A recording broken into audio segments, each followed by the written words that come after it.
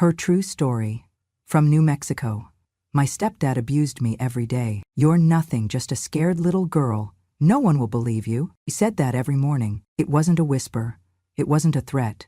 It was a promise, spoken with the same confidence a man uses when he blesses his coffee. Royce meant it, and for a long time, I believed it. My name is Beatrice.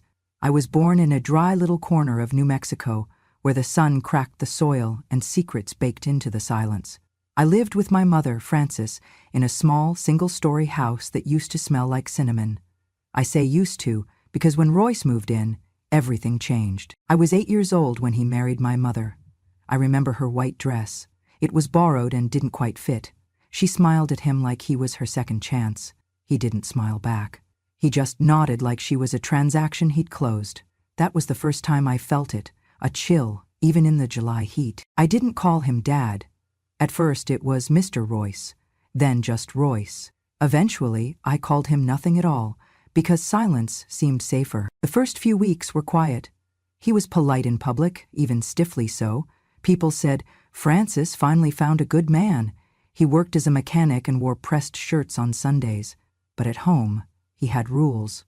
My hair had to be tied back, my shoes lined up, my voice kept low, and then he started locking my door. I remember the night. My mother had left for a night shift at the diner. I was coloring on the floor, and he came into my room without knocking. It's late, he said. Girls who stay up grow up too fast. He pulled the blankets back on my bed. I hesitated. He stepped closer. Get in, he said. I did. Then he walked out, and I heard the key turn. Click. I ran to the door. It wouldn't budge. I banged. I cried. Nothing. He unlocked it at 6 the next morning.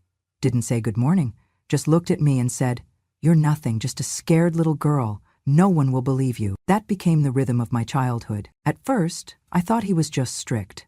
Then I realized he was dangerous. He didn't hit me, not then, but he didn't have to. The locking, the watching, the way he stood too close when I brushed my teeth, it was enough. I tried to tell my mom. One morning, I followed her into the kitchen. She was frying eggs. Mom, I said, Royce locked my door last night. I couldn't get out. She didn't turn around. He's just trying to keep you safe, she said. From what? She turned then. Her eyes were tired. From yourself. I opened my mouth to argue, but she slammed the spatula down. Don't talk back, that man puts food in your mouth, be grateful. I learned that day that my mother didn't want the truth. She wanted peace, and I was the price. Royce grew bolder after that. He'd pull my ponytail if I spoke out of turn, slam a cupboard door if I didn't say thank you. Once, I spilled water on the kitchen floor. He grabbed my wrist so hard it left a mark. When I showed my mother, she said I bruised easily. You're dramatic, she said. I stopped telling her things. But the worst night came when I was 9. It was Sunday, church day. I wore a pale blue dress that used to be my cousin's. Royce said it was too short. After we got home, he called me into the living room. You think you can walk around looking like that? He growled. It's just a dress. Before I could finish, his hand struck my cheek. I stumbled backward, hit the side table, and fell. My ears rang. I looked up and saw my mother standing in the hallway. She'd seen everything. I waited, in voce certa had ti, for her to scream, to cry, to come to me. She did none of those things. Instead, she walked over, pulled me up by the arm, and hissed, apologized to him. I couldn't speak. Do it, she snapped. I'm sorry, I whispered. Royce folded his arms. She'll learn. That night, he locked my door again. The next morning, same ritual, same words. You're nothing, just a scared little girl. No one will believe you. I stopped being a child that day. I started counting things instead. The seconds it took him to walk down the hall. The minutes my mother spent on the phone when she should have been watching. The number of bruises I could hide under long sleeves. I remember thinking that if I could just count high enough, maybe one day it would stop. But it didn't, not for 60 years. People think abuse is all bruises and black eyes. But the worst kind, the kind that stays in your bones, is quieter than that. Royce didn't hit me often. He didn't need to. He built a cage with rules and shame and looks that told me I was dirt before he ever raised his hand. By the time I was 10, he'd decided what I wore, what I ate, when I could speak. My mom called it structure. I called it prison. He chose my clothes each morning. Long skirts, baggy shirts, anything that covered my shape. Girls with curves invite trouble, he said. Trouble, in his mouth, meant me. I wasn't allowed to have snacks unless he offered. My allowance came in folded bills that I had to count in front of him. Every cent accounted for. And friends? He didn't like girls who giggled too much or wore makeup like whores. One by one, my classmates stopped inviting me over. I couldn't explain why. What was I supposed to say? My stepdad inspects my breath when I get home to see if I've been talking too much? I kept my mouth shut. But Miss Janice, my 6th grade teacher, noticed. She had big, curly hair, a warm voice, and a laugh that reminded me of songs. One afternoon, she called me in after class. "You've been quiet lately," she said. "Are you okay?" I nodded. Too quickly, she frowned. "You flinched when Mr. Young tapped your shoulder today." I looked down. My nails had little moons of dirt under them. I picked at them. "I just don't like surprises." "Sweetheart," she said softly, "you can talk to me about anything." Something inside me cracked. I hadn't heard that tone in years. So I told her. Not everything, just enough. The door locking, the silence, the bruises that came and went. She didn't speak for a moment. Then she said, "That's not right, none of it." I left her classroom lighter than I'd felt in years. 2 days later, she was gone. "Family emergency," the school secretary said, but I knew better. Royce came home that night with fire in his eyes. "Did you think she wouldn't tell the principal?" he barked. "You think you're clever." He didn't hit me that night. He didn't need to. He stared at me so long, so hard, that I wished he would. The next morning, the lock on my door had 2 bolts instead of 1. My mother didn't ask why. By then she was more shadow than woman. She moved through the house like a ghost, always tired, always tense. I stopped calling her mom, not out loud, not in my head. She had become her. Her eyes followed Royce like she needed permission to blink. I once asked her why she never smiled anymore. She said, "I smile when you behave." I learned to stop asking questions. Still, something inside me wanted out. Not escape, just air. A whisper of it. I started writing. Late at night, under the covers, by flashlight. I wrote poems, journal entries, prayers. I wrote letters. Some to God, some to no one. And then I wrote a real letter. To the sheriff. I didn't name names. Just described what was happening. A man is locking up his stepdaughter. He controls everything. She's scared. I hid it in the back of my math book. A week later, my mother found it. I came home from school to see her sitting at the kitchen table, the letter opened in front of her, like a dead bird. She didn't say anything at first, just tapped her fingernail on the paper. "Where were you going to send this?" she finally asked. I didn't answer. She stood up, walked over, and slapped me so hard my cheek burned. "Do you know what this would do to us?" I touched my face. "To him?" she shouted. I looked up. "What about what he's done to me?" She froze. Then she picked up the letter, ripped it in half, then again and again, until it was snow on the floor. "If you ever try anything like this again," she said, "don't come crying to me. Don't come calling me anything." She left the pieces there for me to clean up. That night, I went to my room and didn't cry. I didn't rage. I just stared at the ceiling and mouthed the words, "I believe me." It became a ritual. Every time Royce called me nothing, every time my mother called me ungrateful, I whispered, "I believe me." I said it under my breath when I brushed my teeth. I said it when I stirred the soup. I said it when I folded his laundry, staring at the socks of the man who broke me in ways that left no visible scars. I believe me. It wasn't much, but it was mine, and it kept me going until I could make someone else believe me too. I was 17 when I ran. By then, my world had shrunk to the 4 corners of that house. Royce's rules were law. My mother was his echo, and I had become a ghost in my own skin. But ghosts can still slip through cracks. It was a Wednesday, the kind of day that smells like burned toast and cigarette smoke. I had $22.00 saved from school lunch money I never spent, folded in half and hidden in a tampon box under my bed. I left just after 3:00 p.m., when I knew Royce would be in the garage and my mother would be napping with her back to the door. I took a canvas bag with 2 shirts, a toothbrush, and the money. I walked. Then I ran. Then I hitched a ride with a trucker who didn't ask too many questions. By midnight, I was in Albuquerque. It was louder than I expected. Lights everywhere. Cars that didn't stop for pedestrians, people who looked right through you even when you stared straight at them. I found a women's shelter 3 blocks from the Greyhound station. They gave me soup, a cot, and a plastic bracelet with my name on it. It felt like a wristband at the fair, except this one said I belonged somewhere safe. I stayed for 4 days. On the 5th morning, 2 police officers showed up. "Beatrice Leyland?" one of them asked. I nodded. "Your stepfather reported you missing. Said you're a minor." "I'll be 18 in 6 months, I said. The other cop shook his head. "That's not how the law works." They drove me back in the back of the cruiser. I didn't cry. I just watched the desert roll by and wondered if I'd ever see the city again without handcuffs. Royce was waiting on the porch when we pulled up. "Thank God," he said, shaking the officer's hands like a grieving father on a TV show. "We were so worried." He even pretended to tear up. I didn't say a word. The officers left. My mother hugged me once, quickly, like checking a box. Then Roy said, "Get in the house." I did, but I didn't go to my room. He grabbed me by the arm and yanked me toward the basement door. "You think you're grown, huh?" he hissed. The door creaked open. Cold air wafted up. "You don't get to walk away from this family," he said. Then he shoved me down the stairs. I caught myself on the railing. The door slammed shut. The lock turned. I heard his boots thud upstairs. And then silence. There was no window, no light, just dust and concrete and the smell of rust. The first few hours, I tried to stay calm. I counted seconds, breathed in 4s, did everything the shelter counselor told me to do when I got scared. But night came, and with it, the thirst. No water, no food, just echoes. My stomach growled so loud I thought rats would come looking.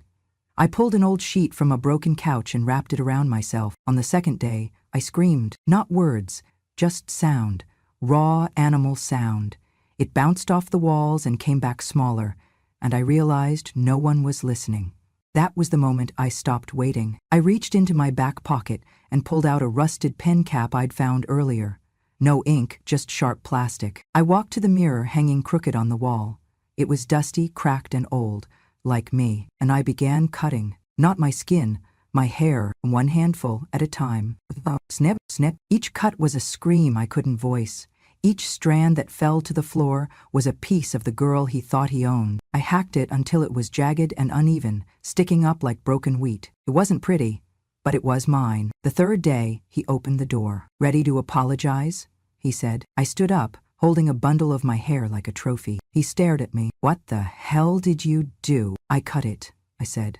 "So you can't touch it." His jaw twitched. He reached for me, and I flinched. But he didn't hit me. Not that time. He just backed away. "You'll regret that," he muttered. "Maybe." But for once, it was my choice. He let me shower, but not alone. He stood outside the bathroom door, counting to make sure I didn't stay too long. My mother said nothing. Didn't ask where I'd been. She just handed me a hairbrush and walked away. That night, I looked in the mirror. My hair was a mess. My face was pale. But in my eyes, something new had sparked. I had left once. I could leave again. And next time, I wouldn't come back. I'm 78 now. I live alone in a small house at the edge of Truth or Consequences, New Mexico. Yes, that's really the name of the town. Some days it feels like the whole state is built on both. I don't have family. Not anymore. My mother passed years ago. We hadn't spoken since I was 23. Royce lived longer, though I never visited. The last I heard, he moved to a small ranch on the outskirts of Las Cruces. Still sharp, still walking. He always was too mean to die early. I've never married, never had children. Not because I didn't want to. I just never found someone I trusted enough to build a life with. The kind of silence Royce built doesn't just stay in your home. It follows you like smoke in your hair, even after the fire's out. But I kept living. I worked at a grocery store until I retired. Read books, grew tomatoes. I smiled at strangers, laughed at old sitcoms. I made it through life quietly, like a song no one remembered the lyrics to, until one Tuesday afternoon when I decided to speak. It started with a flyer at the pharmacy. Women's Support Group, Thursdays at 3 p.m. for those who have carried too much for too long. I stared at it for a full minute. Then I took it home. The following Thursday, I put on my nicest sweater, brushed my hair, and walked the 6 blocks to the community center. The room was small, warm, filled with folding chairs and soft faces. Most were younger than me, But one woman looked even older. No one asked why I was there. We went around the circle one by one. Some spoke of breakups, others of children they'd lost touch with. And then it was my turn. I hesitated. "My name is Beatrice," I said. The room waited. And then I told them, not everything, but enough. I told them about the door, the bolts, the words Royce repeated every morning. I told them how my mother called me a liar, how silence became my second skin, how I never really got free. When I finished, no one clapped, no one gasped. They were just quiet. It was the kindest silence I'd ever known. Then a voice from the back of the room broke it. "I know that name," the man said. Everyone turned. He stood up slowly, gripping the back of the chair in front of him. I knew a Royce Leland. He worked as a mechanic, attended Grace Baptist every Sunday, drove a black Ford. "That him?" I nodded. He exhaled hard. "I was the sheriff of Dona Ana County for 22 years, he said. "Retired now. But back then, I remember hearing rumors, whispers about him, but no one ever talked. No one ever reported." He looked at me, straight in the eyes. "I'm sorry," he said. "You shouldn't have carried this alone." My throat tightened.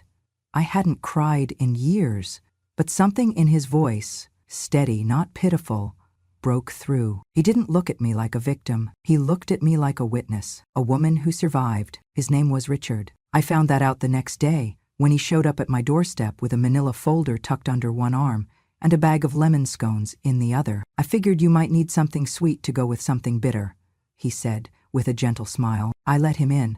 I wasn't used to visitors, certainly not ones who remembered my name after one conversation. He sat at my kitchen table like he'd been there 100 times.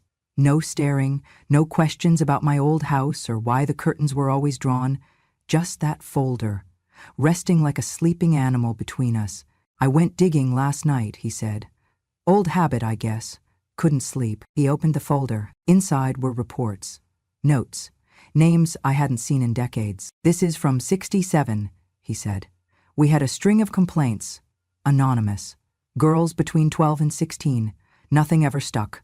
No witnesses, no names, just fear." He looked at me, then added, "I think they were trying to talk about him, your stepfather." My hands trembled slightly as I picked up the paper.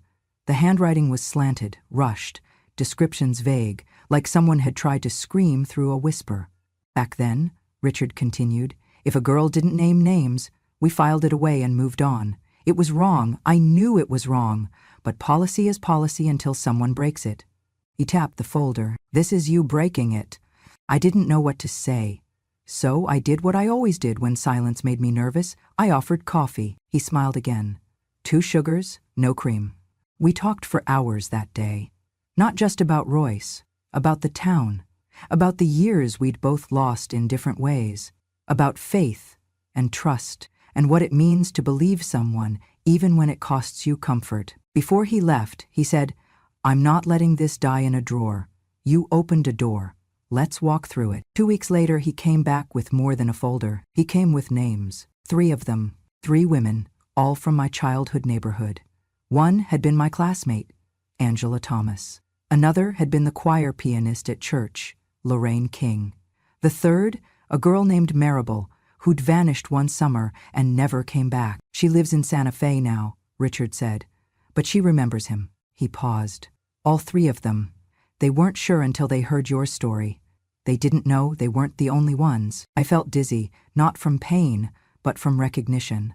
The monster I'd tried to hide. He'd left footprints on other lives. We decided to meet. My house was small, but warm. I baked banana bread and set out the good teacups. I lit the candle I'd been saving for no reason, lavender and sage. One by one they arrived. Angela, with streaks of gray in her tight curls and hands that shook slightly. Lorraine, still wearing choir earrings. And Maribel, with her head held high and a look that said, "You will not break me again." We sat in a circle. No one spoke at first. Then Angela said, "He used to volunteer at the school on Tuesdays, said he was helping with shop class. He cornered me in the storage room once." Lorraine nodded slowly. "He offered to give me a ride home from rehearsal. I thought he was just being kind. But he locked the doors." Maribel just whispered, "I ran. That was the only thing I did right. I ran." And then they looked at me. I didn't have to explain. They already knew. I said 4 words I'd waited 60 years to say. You're not alone anymore. We cried. Not the loud kind. Not the messy kind. Just quiet tears that felt more like release than sorrow. It was like exhaling for the first time after holding your breath for a lifetime. That night, as they left, each woman hugged me tightly, not out of pity, but out of power. We had found each other in the ruins, and together we were starting to build something that looked like justice. Richard stayed behind to help me wash the cups. As he dried the last dish, he said softly, I spent decades thinking I failed those girls. You didn't fail us, I said. The world did. He looked at me for a long time, then nodded. But the world just got warned. They said it couldn't happen, that no one would take an 86-year-old man to trial for crimes committed over half a century ago. But they were wrong. With Richard's help, and the testimonies of Angela, Lorraine, and Maribel, we petitioned the district attorney. The evidence wasn't perfect, but it was enough. Overlapping stories, old reports, and one survivor willing to speak under oath. The court date was set for September. It was hot that year. New Mexico hot, where the sky feels too big and the air too thin. I wore navy blue on the first day, not black. I wasn't mourning, I was testifying. Royce sat at the defense table in a wheelchair. His hair was thin, skin pale like paper, but his eyes, they were exactly the same. Cold, calculating, like he still believed he owned the room. The prosecutor began with facts, timelines, documents. Then came the witnesses. Angela cried on the stand. Lorraine's voice shook. Maribel never broke eye contact with him. And then it was my turn. I stood. My knees didn't tremble. My voice didn't falter. I looked straight ahead and told them everything. The door locks, the threats, the slap in the living room, the basement, the years of silence. When I said, he told me no one would ever believe me, I watched the jury lean in. But the real moment, the one I'll never forget, was when the prosecutor asked, why now? Why after all these years? And I answered, because justice doesn't rot with age.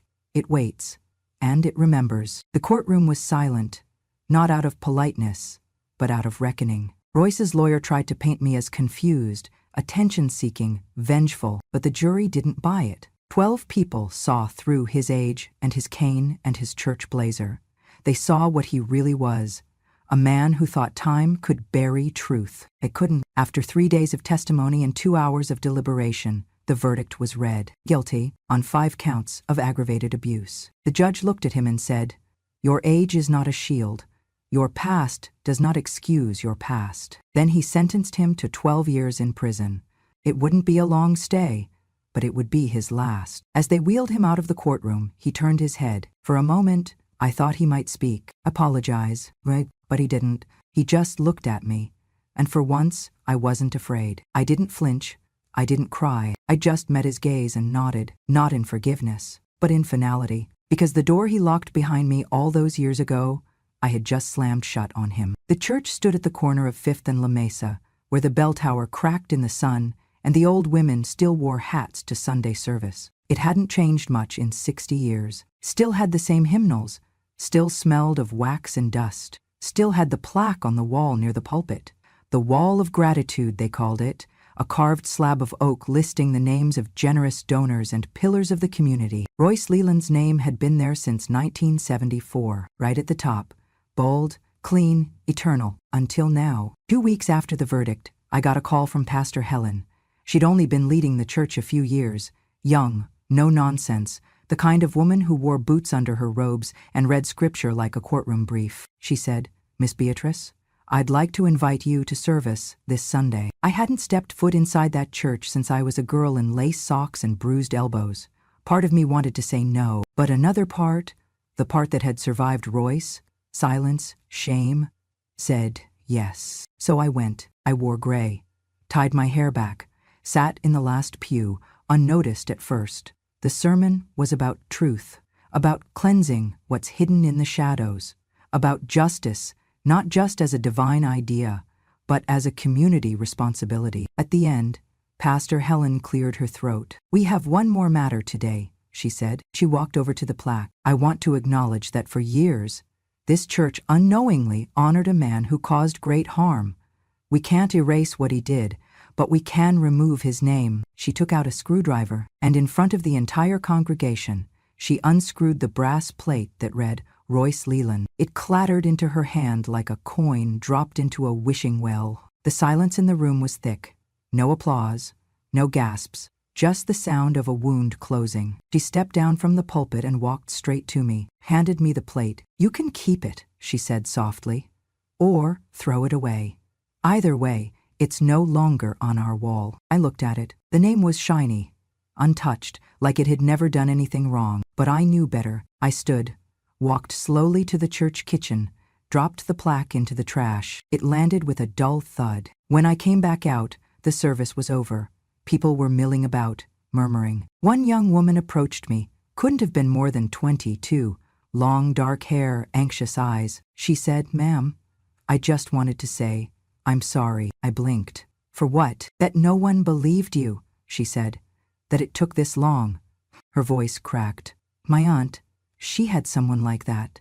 But she never talked. You did. I didn't know what to say, so I touched her hand. Thank you, I whispered. She walked away, wiping her eyes. I turned back to the wall. Where his name had been was now just smooth, blank wood. No scars, no scratches, just absence. But I didn't feel empty. I felt clean. Some people think healing is loud, explosive, cinematic, but sometimes it's quiet. It's a name removed, a stranger's apology. A moment where you finally look at something that once hurt, and it doesn't anymore. I left the church without looking back, because the past didn't live there anymore. These days, Sunday is my favorite day of the week, not because of church, not anymore. I haven't gone back since they took Royce's name off the wall. That was closure enough. But because of Richard. Every Sunday morning, he pulls up in front of my house in his old blue pickup truck. It runs a little loud and smells faintly of engine oil, but he keeps it clean, like him. Rough on the outside, careful underneath. He honks twice. I always wait until the second one. Old habits. Let a man wait a little if he's worth it. I open the door, step down the porch, and he opens the passenger door like it's 1953 and I'm the prom queen. "Morning, B," he says. "Morning, Sheriff." He chuckles every time.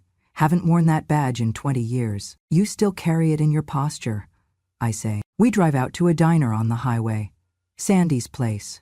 Vinyl booths, weak coffee, the best green chili omelets in the county. The waitress knows our order before we sit. He gets extra hash browns. I get jam, not jelly. We talk about small things. The wind, the neighbor's dog, who died last week, who still hasn't. Sometimes we don't talk at all. Just eat and sit in the quiet. The good kind, not the kind I grew up with. After breakfast, we go to the nursing home. There's a woman there named Ruth who loves to play piano, even though she can't remember her own name. Richard says hello to everyone like they're old war buddies. I bring a tin of mints. The nurses call me Miss B. I don't correct them. Richard volunteers once a week, fixing things that don't need fixing, just so the residents feel seen. And I just sit with them, listen to stories that wander and loop and sometimes make no sense at all, but they're told like they matter. That's what counts. One Sunday, while we were walking out to the truck, he stopped suddenly. I turned. "Everything all right?" He looked at me, really looked, and said, "I never believed in angels." I raised an eyebrow. "You think I float when you're not looking?" He smiled. "No, but I do think God sends people to remind us what's worth standing up for. And B, that's you." I didn't cry. I haven't, not since the trial, but something deep in me softened, like a knot finally coming loose. "I was just trying to survive," I said. "And look what you did," he replied. "You outlived the devil. You opened the door for others.